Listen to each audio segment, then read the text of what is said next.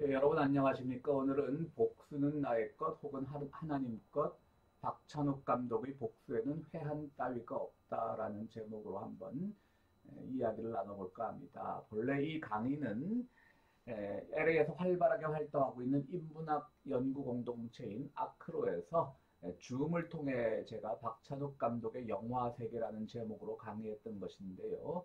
너무 길고 또 줌의 화질도 있고 해서 내용을 반으로 줄여서 요약해서 다시 만든 동영상입니다. 제가 강연한다는 내용이 이곳 LA 지역 신문에 실린 기사 일부이고요. 박찬욱 감독하면 흔히 복수 3부작으로 유명하죠. 2002년 복수는 날 것, 2003년 올드보이, 2005년 친절한 금자씨 세 편의 영화를 연이어서 복수를 소재 혹은 주제로 삼아서 냈기 때문에 박찬욱 감독 복수 3부작으로 유명합니다. 저는 개인적으로는 2002년 첫 작품인 복수는 날 것이 가장 좋은 작품이라고 생각을 합니다. 특별히 저는 그 장준환 감독의 지구를 지켜라와 함께 2002년 복수는 날 것이 굉장히 그 저주받은 망작이라고 할까요? 그 관객 동원에 그렇게 좋은 성적을 보이지 못했기 때문에요. 그런데 따지고 보면 영화 중에 복수 영화 아닌 것이 있을까요? 쿠엔틴 타란티노의 거친 녀석들 또는 분노의 추적자 장고, 코엔 형제의 노인을 위한 나라는 없다도 모두 복수 잔혹극입니다. 심지어는 이창동 감독의 미량도 복수극으로 볼 수 있습니다. 극 중에 전도연은 아이를 유괴당한 후 용서라는 위선으로 유괴범에게 복수하려다 실패하고 자신이 망가지는 것으로 자신에게 복수합니다. 또 유괴범은 이미 신에게 하나님에게 용서받았다는 말로 전도연에게 복수합니다.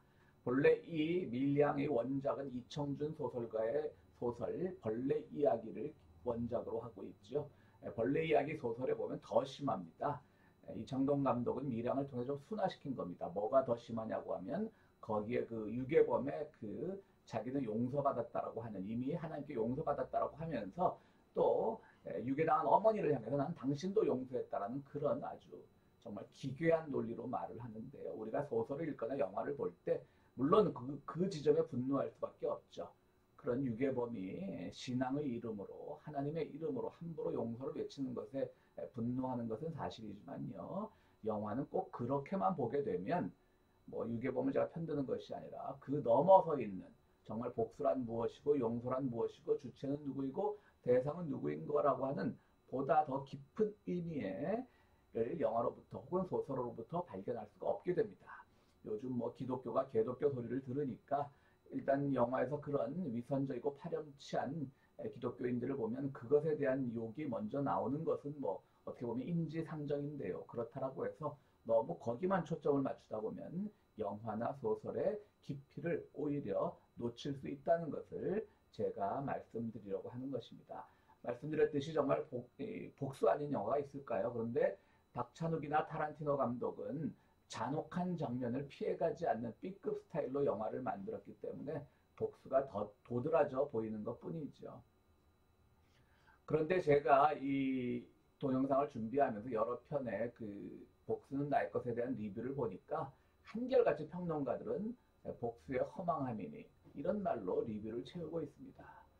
박찬욱을 도덕주의자로 만드는 리뷰는 박찬욱 영화를 완전히 오독한 것이라고 볼 수가 있습니다. 잘못 읽은 것이지요.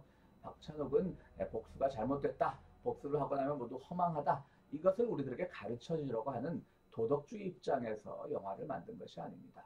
어느 인터뷰에서 보니까 기자가 실컷 설명을 한 다음에 그럼 복수를 해야 합니까? 라고 박찬욱에게 묻습니다.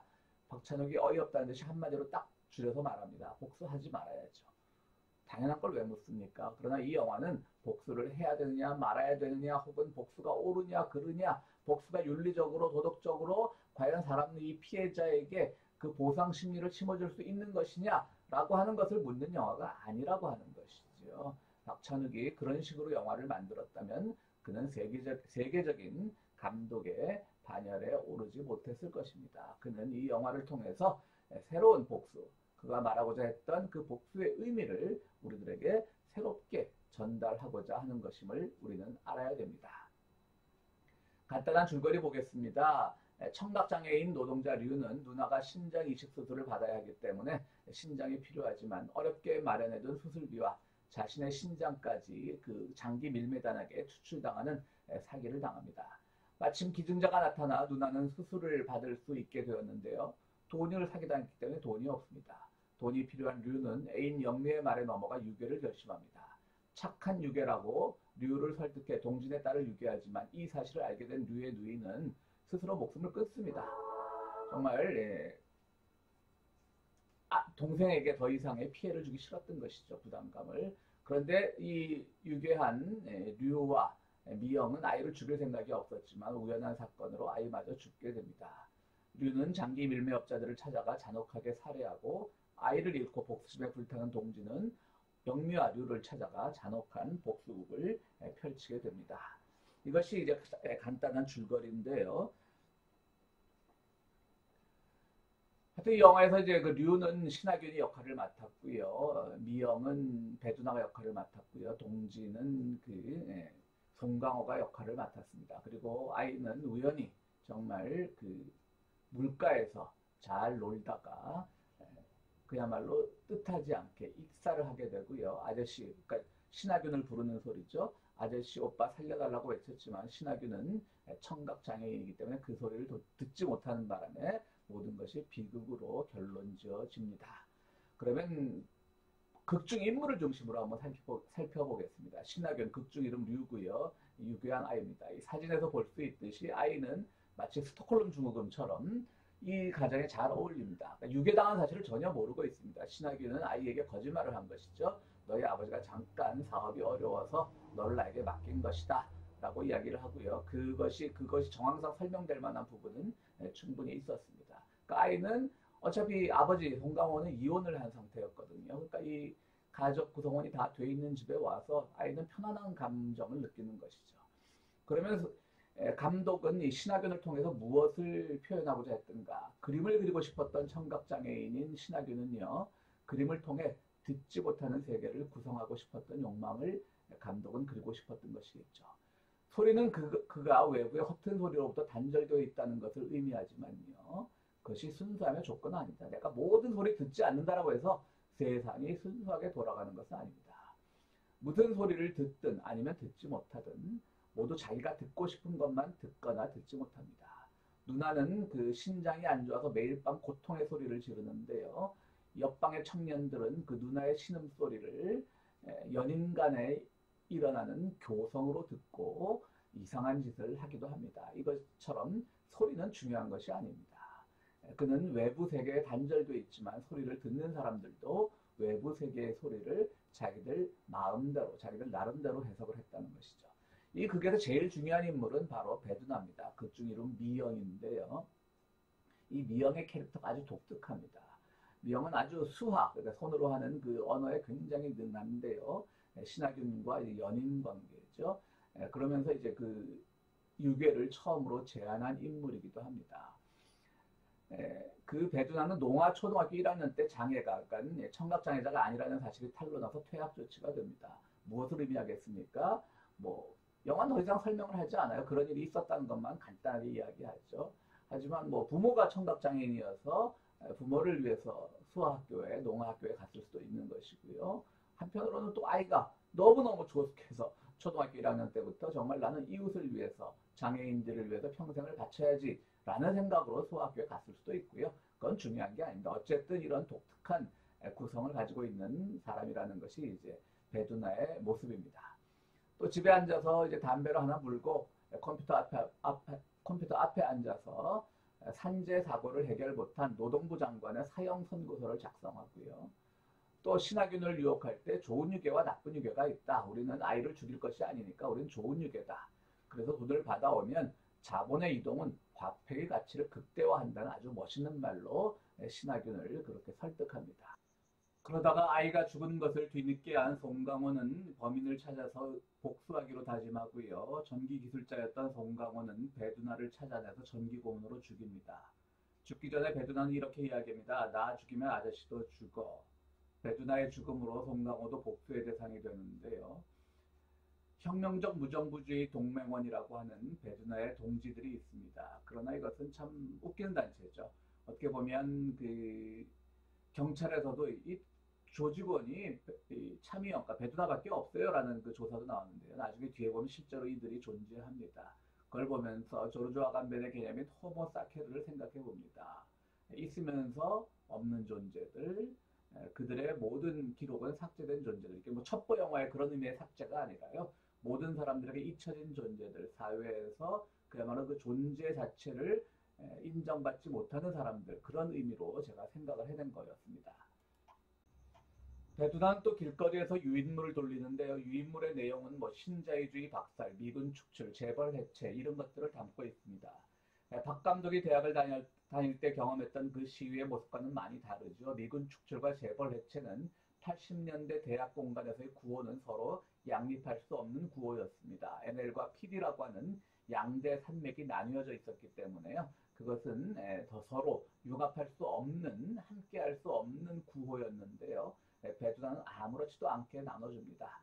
그리고 나눠주는 그 베두나에게나 길거리를 가면서 받는 사람들에게나 이미 시위의 시대가 끝났기 때문에, 학생운동의 시대가 끝났기 때문에 모두가 비장함 없이 나눠주는 이나 받는 이나 그냥 그렇게 지나갑니다. 특별히 그 나눠줄 때 또 베두나는 담배도 하나 물고 있고요. 그냥 마치 광고 전단지 돌리듯이 그렇게 돌립니다.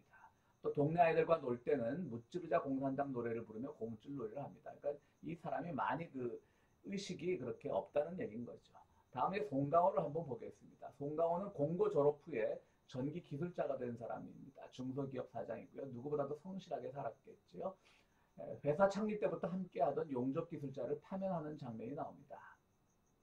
그런데 딸이 유괴된 이후에 경찰이 찾아와서 원한 살 일 없었느냐? 많이 경찰들이 그런 거 물어보죠. 그러니까 자신은 원한 살 일이 없다고 진술합니다. 이게 아주 중요한 장면이죠. 얼마 전에 자기와 함께했던 용접 기술자를 파면했는데 본인의 생각으로는 그것이 원한 살 일이 아니라는 의식이 들었던 것이죠. 나중에야 이제 파면 기술자가 생각나서 경찰과 함께 그 집을 가보니 그 파면된 용접 노동자는 가족과 함께 약을 먹고 동반 자살을 한 채로 발견이 되었습니다. 다행히 독극물 중독에서 겨우 살아난 기술자의 아이를 병원에 데려다가 치료를 시킵니다. 여기 얼핏 보면 송강호가 이제 회개하는 모습으로 비칠 수 있지만 나중에 또 반전이 나옵니다. 나중에 신하균도 발견해서 죽이면서 얘기를 합니다. 너 착한 놈인 줄 안다. 그러니까 내가 너 죽이는 거 이해하지? 라는 말로 이렇게 신하균을 죽입니다. 뭐냐면 상황을 보니까 자기 딸이 그렇게 정말 아주 나쁜 유괴범들한테 감금돼 있었던 것도 아니고 뭐 딸에게 그림도 그려주고 뭐 목걸이도 만들어주고 했던 그런 흔적들이 나오니까 얘들이 정말 절박해서 돈이 절박해서 유괴한 것이지 나쁜 놈은 아니라는 것을 송강호도 아는 것이죠. 그러나 이미 딸은 죽었기 때문에 복수를 해야 된다는 것이죠. 그래서 너 착한 놈인 줄 안다. 그러니까 내가 너 죽이는 거 이해하지? 라는 말을 합니다. 그런데 모든 복수가 끝난 후 병원에서 전화가 옵니다. 그 파면됐던 영접 노동자의 그 아이, 독극물 중독에서 겨우 살아난 그 아이가 죽었다라는 말로 전화를 받았습니다. 그러니까 보호자니까 뭐 시신을 인수해 가라, 뭐 밀린 치료비 내라 이렇게 하겠죠. 그러나 그 순간 송강호는 나 그런 사람 모릅니다. 전화 잘못 거셨습니다. 라고 매몰차게 거절을 합니다. 결국 송강호 역시 혁명적 무정부주의자 동맹에게 살해당합니다. 영화가 정말 피칠갑이 되는 것이죠. 그리고 담당 형사는 이 부분에서 사적 복수를 허용하죠. 자기가 문제를 해결할 생각을 하지 않고 그 아버지의 절박함을 이해하기 때문에 사적 복수를 허용하고 송강호는 그에게 모든 재산을 넘기는 그런 장면이 나옵니다. 이 영화는 모든 관계에 있어서 사람들은 저마다의 그 뭐라 그럴까요? 연계되어 있다는, 관계되어 있다는 그런 것을 우리들에게 보여주고 있습니다. 그렇기 때문에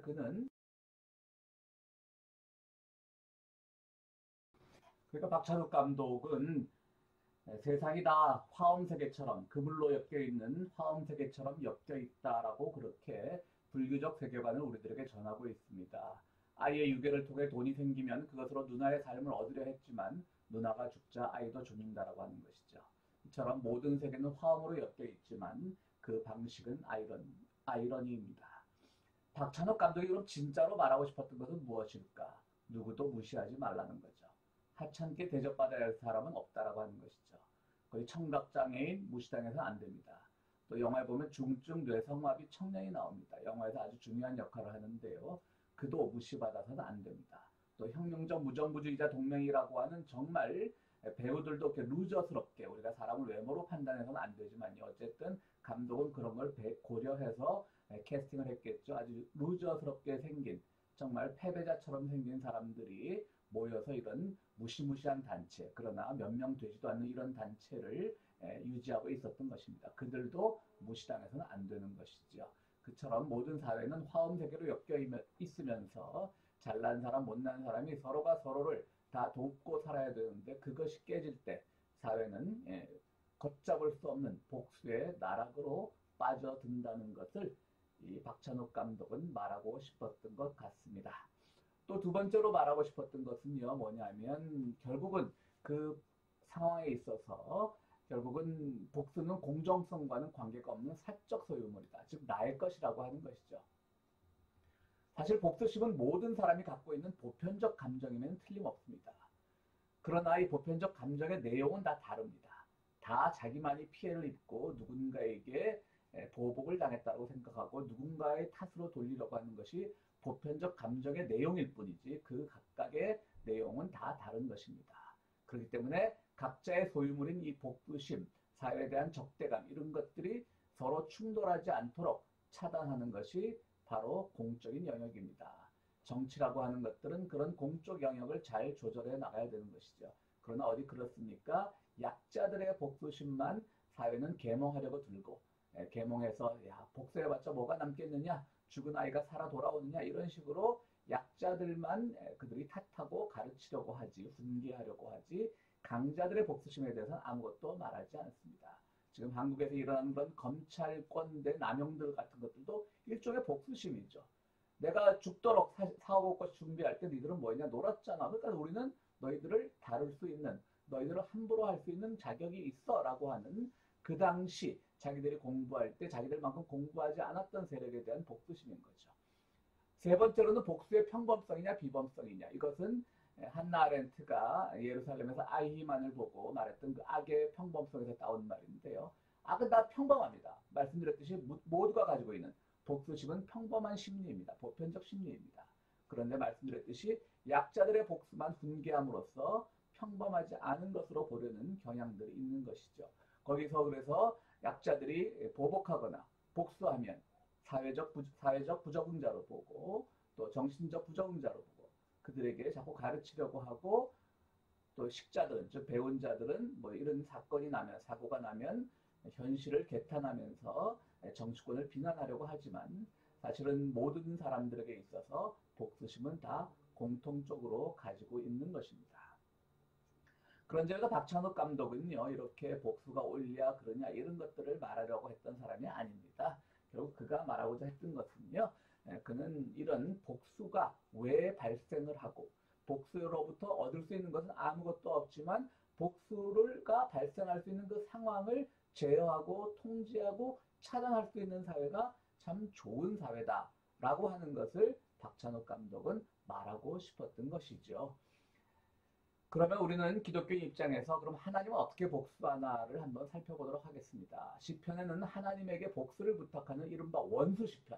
성경은 다 사랑의 언어로 되어 있다고 생각을 하는데요. 그렇지 않습니다. 원수 시편이라는 게 있습니다.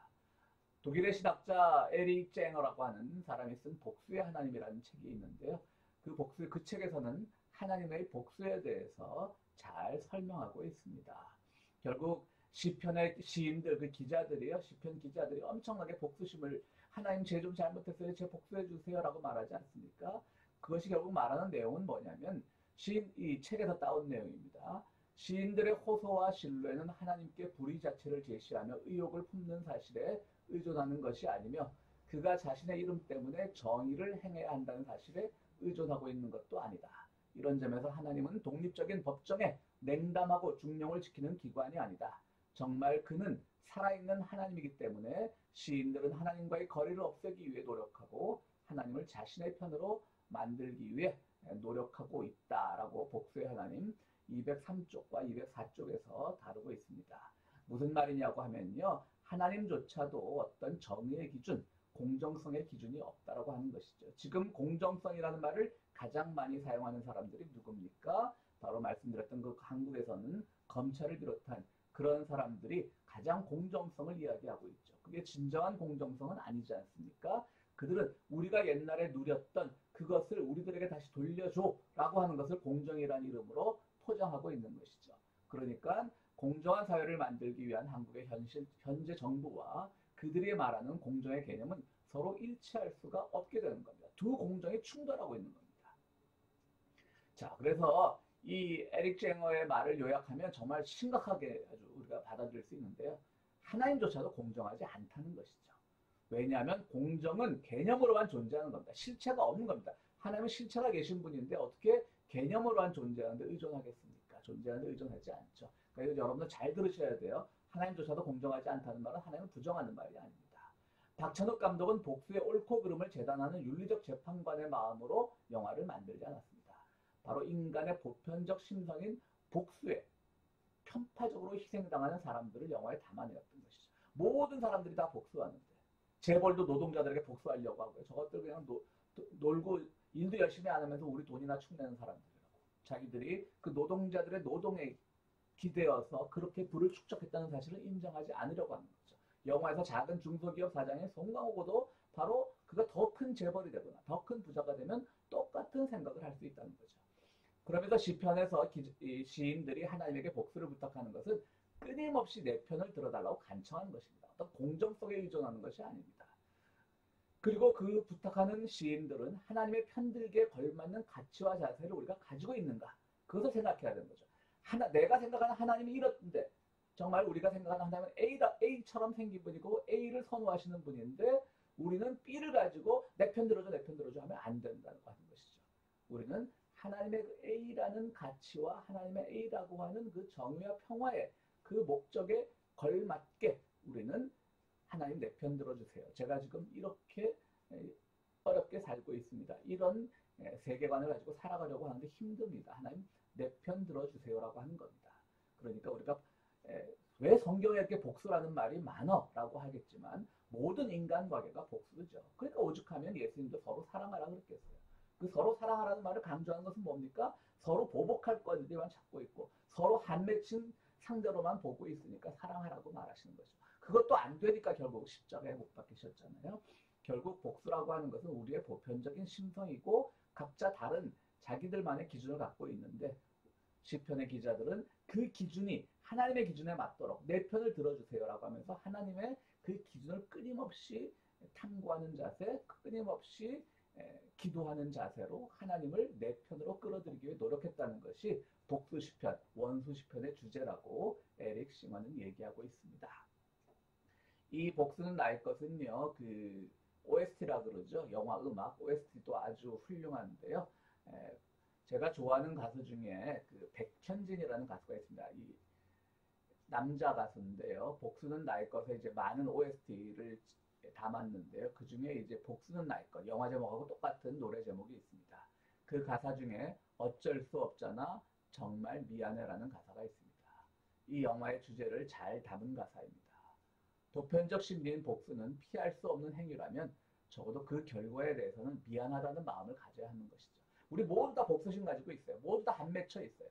그런데 그것이 어떤 행위로 표출될 때 정말 내가 잘못했구나, 미안하다라는 마음을 가져야 된다고 하는 것이죠. 백현진이라는 가수는 이른바 언더그라운드, 이제 대중방송에 잘 나오지 않는 가수인데요. 오래전 나는 가수다라는 프로에 그룹 자우림의 김유나와 듀엣으로 나온 적이 있습니다. 복수는 나의 것의 영화 복수는 나의 것의 OST는 아니지만 이 백현진의 노래 중에 학수고대했던 날도 좋습니다. 영화 OST는 우리 교회 페이스북 Church of Peace에 담아놓도록 하겠습니다. 여러분들 오늘 이상 마치겠습니다. 고맙습니다.